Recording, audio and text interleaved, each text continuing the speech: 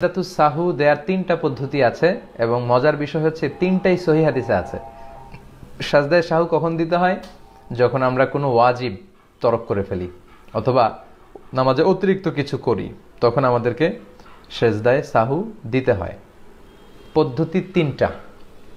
প্রথম পদ্ধতি বাংলাদেশে আপনারা যেভাবে শিখেছেন, যেভাবে আদায় করেন ঠিক সেভাবে, অর্থাৎ শেষ বৈঠকে আত্তাহিয়াতু পরে ডান দিকে এক সালাম, আসসালামু আলাইকুম ওয়া রাহমাতুল্লাহ, তারপর দুটি সেজদা, আল্লাহু আকবার বলে সেজদা দিয়ে বসে, তারপরে আপনি সেজদা দিয়ে বসে আপনি আবার তাহিয়াত, দুরুদ এবং দোয়া মাসুরা পরে সালাম ফিরিয়ে নামাজ শেষ করবেন। এটা বাংলাদেশে এস্টাবলিশড, সবাই প্র্যাকটিস করে, এটা সহিহ হাদিসে আছে, কোনো সমস্যা নেই, করতে পারেন।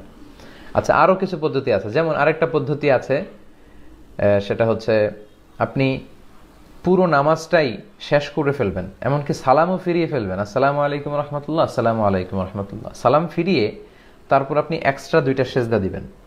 এটাও সেজদায়ে সাহু হয়ে গেল।